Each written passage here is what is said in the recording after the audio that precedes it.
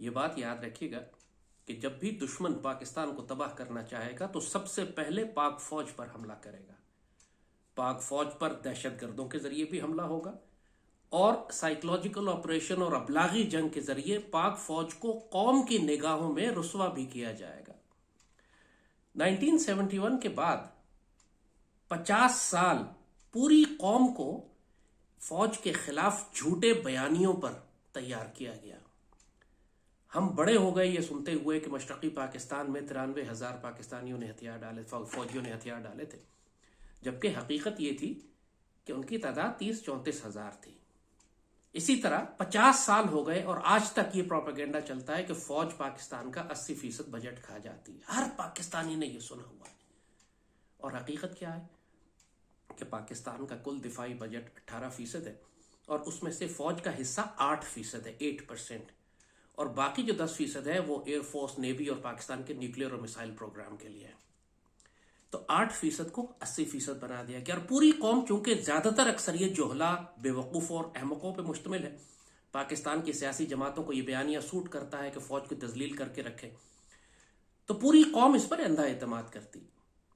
آج کل تحریک انصاف کی جانب سے ایک شرمناک کیمپین آرمی کے خلاف چلائی جا رہی ہے. اور چونکہ ان کی اکثریت جو ہے وہ سارے ملینیلز ہیں، وہ جو 80 اور 90 کی دہائی میں پیدا ہوئے، سن 2000 کے بعد پیدا ہوئے، تو نہ یہ تاریخ جانتے ہیں، نہ ان میں سوچنے سمجھنے کی صلاحیت ہے کہ یہ اس پاکستان کی فوج کی جغرافیائی اور سیاسی اہمیت کو جانے، پاکستان کو جو خطرات لاحق ہیں خطے میں اس کو سمجھے.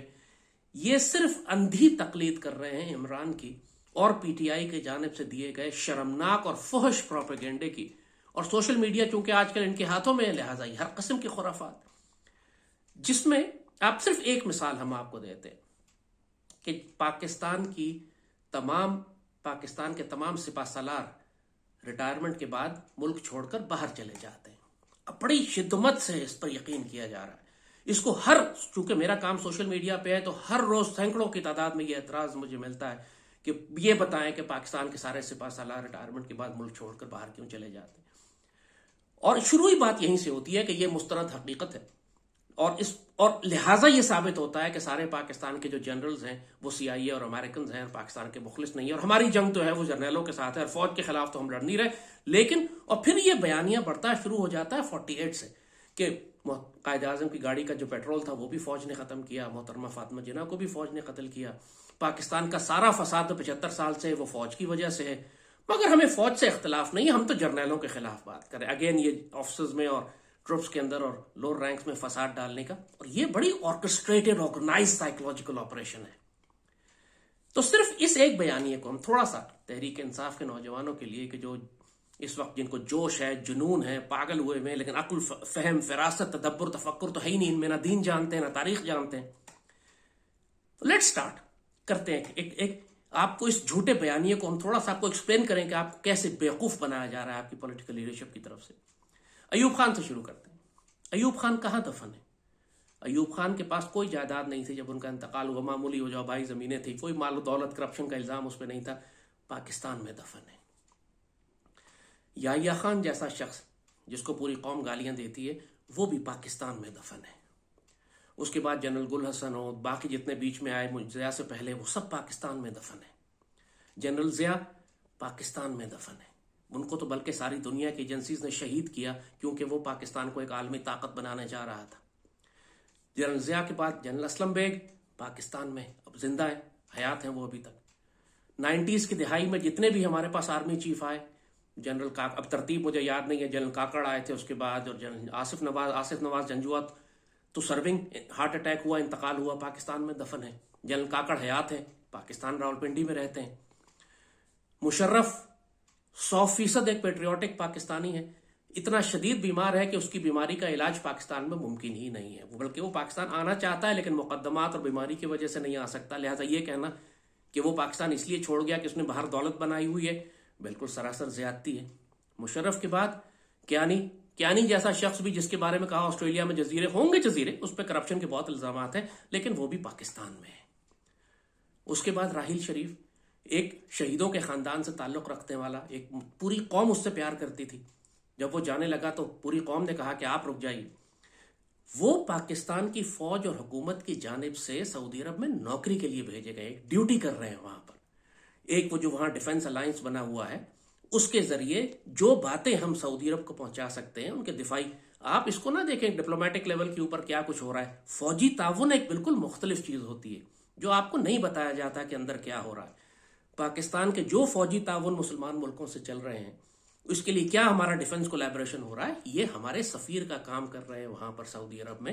ملک چھوڑ کر نہیں بھاگے ہوئے، وہ وہاں ڈیوٹی کر رہے ہیں، ڈیوٹی ختم کریں گے پاکستان میں آئیں گے، انہوں نے کوئی غیر ملکی اثاثے نہیں بنائے ہوئے۔ باجوہ راحیل کے بعد باجوے کے بارے میں کوئی گارنٹی نہیں ہے، آئی ایگری ود یو، کیونکہ باجوہ از اے پرابلمٹک ایشو، مگر اس کا بیک گراؤنڈ آپ کو معلوم ہے کہ باجوہ نے جو کچھ کیا، جو باجوہ ڈاکٹرن بنائی، اس کا کوئی تعلق پاکستان کی ریاست یا پاکستان کے آرم فورسز کی آئیڈیالوجیکل نظریاتی بنیادوں سے نہیں تھا، ان کا بیک گراؤنڈ ہی مختلف تھا۔ جو کچھ اس نے کیا، اس نے پاکستان کو نقصان پہنچایا۔ تو صرف باجوہ اور فیض کی وجہ سے اگر آپ پوری پاکستان آرمی اور اس کے سپہ سالاروں اور جنرلز کو گالیاں دینے لگیں، تو پھر یہی ثابت کرتا ہے کہ آپ پاکستان سے مخلص نہیں ہیں، آپ ناپاک اور پلیت لوگ ہیں جو صرف ایک پروپیگنڈے کی خاطر مکتی باہنی والا کام کر رہے ہیں۔ جنرل حمید گل بھی اسی فوج نے پیدا کی ہے، جن کو آپ بڑا ہیرو بناتے ہیں، جن کی باتیں آپ کوٹ کرتے ہیں کہ جی پاکستان کا کوئی جنرل امریکہ کی مرضی کے بغیر نہیں لگ سکتا۔ تو جنرل حمید گل خود بھی تو جنرل تھے، کیا وہ امریکہ کی مرضی سے بنے تھے؟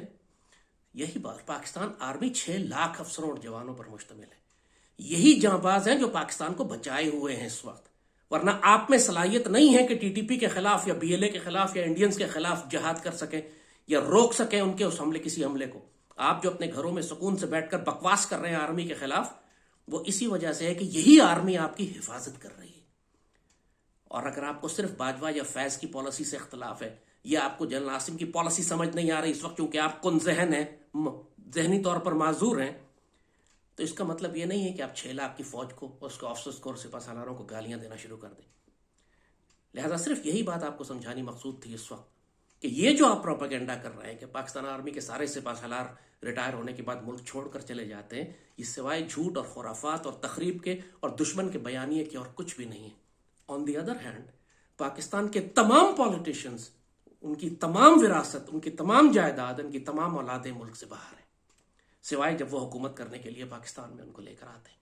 آپ عمران کی بات کرتے ہیں کہ اس کا ملک سے باہر کوئی اثاثہ نہیں، ایک انسان کا سب سے بڑا اثاثہ اس کی اولاد ہوتی ہے، اور اس کی اولاد یہودیوں کے پاس ہے، اور مسلمان بڑا نہیں کر رہے ان کو وہاں بیٹھ کے، یہودی اس کو اسلام کی تعلیم نہیں دے رہے وہاں بیٹھ کے، اس کا کچھ بھی نہیں ہے پاکستان کے اندر سوائے بنی گالے کے، اور وہ کوئی اصل انسان کی دولت جو ہوتی ہے اس کی اولاد ہوتی ہے۔ لہٰذا یہ الزام اور یہ بکواس بند کریں پاک فوج پہ، اور یہ سمجھیں اس بات کو کہ آپ کو استعمال کیا جا رہا ہے پاکستان کی ریاست کی جڑیں کاٹنے کے لیے، ٹی ٹی پی کی دہشت گردی ہو، بی ایل اے کی دہشت گردی ہو، اور اب بھارت اندر آنے والا ہے۔ ایک اور نیا چیز ان کو سکھا دی گئی ہے کہ یہ چورن ہے جو ہم بیچ رہے ہیں، بھارت کی جنگی تیاریاں سر پہ رکھی ہوئی ہیں، یہ کوئی چورن نہیں ہے الو کے پٹھوں۔ تمہیں پتہ لگ جائے گا جب بھارت پاکستان میں داخل ہوگا، اس وقت نہ تمہیں عمران بچائے گا نہ پی ٹی آئی بچائے گی، اس وقت تم کو بچانے کے لیے یہی پاک فوج کے افسر اور جوان اور جنرلز ہوں گے جن کو تم آج گالیاں دے رہے ہو۔ ہوش میں آؤ، اس شاخ کو مت کاٹو جس پر بیٹھے ہوئے ہو۔ سیاسی اختلافات کی وجہ سے پاک فوج کو اگر تم ڈی مورلائز کرو گے، ان کو گالیاں دو گے، ان کے دل دکھاؤ گے، تو پھر تم صرف دشمن کا کام کر رہے ہو، خوارج اور مشرکوں کا کام کر رہے ہو۔ ہوش میں آؤ، سیاسی جماعتیں تمہیں استعمال کر رہی ہیں پاکستان میں خانہ جنگی کے لیے۔ سارے بنگالی مجیب کے ساتھ نہیں تھے، ان کو بلیک میل کیا گیا، ہائی جیک کر لیا گیا، مکتی بانی کی دہشت گردی سے۔ بار بار مثال دیتے ہیں کہ بنگلہ دیش نے فوج سے جان چھڑا لی اس لیے بنگلہ دیش ترقی کر گیا، کوئی ترقی نہیں کر گیا بنگلہ دیش۔ پوری مسلم دنیا میں کوئی عزت نہیں ہے بنگلہ دیش کی، بنگلہ دیش پر کوئی حملہ نہیں کر رہا دائیں بائیں سے، جس طرح پاکستان کو ختم کرنے کے لیے دشمن لگا ہوا ہے۔ اگر پاکستان کی کوئی حیثیت نہ ہوتی تو پوری دنیا کے دشمن پاکستان ختم کرنے کے لیے کیوں زور لگا رہے ہوتے؟ بھارت ساری جنگی تیاریاں ہمارے خلاف کیوں کر رہا ہے؟ بنگلہ دیش کے خلاف تو نہیں کر رہا، کیونکہ بنگلہ دیش میں کچھ ہے ہی نہیں، صرف چند ڈالر زیادہ ہو جانے کی وجہ سے۔ اور پھر شیخ مجیب کا جہاں تک تعلق ہے، خود اس کو اپنی فوج نے اور اپنی قوم نے قتل کیا بعد میں، اس کی غداریاں اور اس کی حماقت، اس کی کرپشن اور اس کی خیانت اور اس کی جو اس نے ظلم کیا اپنی قوم کے اوپر۔ لہٰذا یہ کمپیریزن نہ دو کہ بنگلہ دیش اس وجہ سے آزاد ہو گیا پاکستان سے تو ترقی کر رہا ہے، ترقی نہیں کر رہا۔ عزت، وقار، مقام، پوری مسلم دنیا میں ایک سٹیٹس، ایک جگہ، عالم اسلام کی قیادت، یہ سب پاکستان کے پاس ہے ابھی بھی، تمام تر کمزوریوں کے باوجود۔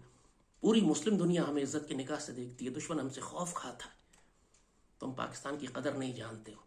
اللہ سے ڈرو اس وقت سے جب تمہیں اس پاکستان کی قدر کرائی جائے گی، جب دروازے توڑ کر تمہارے دشمن داخل ہو رہے ہوں گے، اور اس وقت تمہاری بہنیں اور بیٹیاں اٹھا رہے ہوں گے اور تم پاک فوج کو پکار رہے ہوگے کہ آ کر ہمیں بچاؤ. یہ ہو چکا ہے سوات میں، یہ ہو چکا ہے ٹرائبل ایریاز میں، اور یہ دوبارہ ہوگا اب. کیونکہ جو بدعمالیاں عمران اور زرداری اور نواز اور جمہوریت اور فیض اور باجوہ کر چکے ہیں، اب پوری 22 کروڑ کی قوم اس کی اجتماعی سزا کاٹے گی. جو اس وقت فوج کی پالیسی ہے جنرل عاصم کی، وہ بالکل مختلف ہے اس سے جو باجوہ اور فیض اور عمران کی تھی. باجوہ ڈاکٹرین کو کوڑے میں پھینک دیا گیا ہے، اب سب کچھ تبدیل ہونے جا رہا ہے. لہذا تسلی سے بیٹھو، بکواس نہ کرو زیادہ پاک فوج کے خلاف. تم افسروں اور جوانوں کے بہت دل دکھا رہے ہو. روز مجھ سے افسر اور جوان کہتے ہیں جو سرحدوں پہ جانے قربان کر رہے ہیں کہ ہمارا کیا قصور ہے، ہمیں کیوں گالیاں دے رہے ہیں ہماری نوجوان، ہماری قوم. یہی کام بھارت چاہتا ہے، یہی مشرق چاہتے ہیں. تم خوارج کی زبان بول رہے ہو. ہوش میں آؤ، پاگل مت بن جاؤ. یہ ایک ہی پاکستان ہمارے پاس ہے.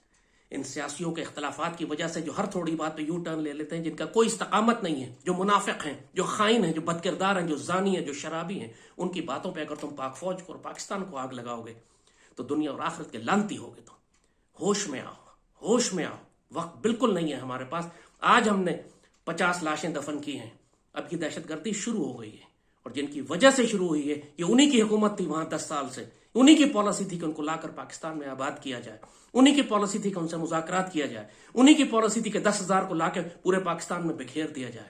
اب پوری قوم ان کی حماقتوں، جہالتوں کی قیمت ادا کر رہی ہے اور کرے گی اب. لہذا ہوش میں آؤ.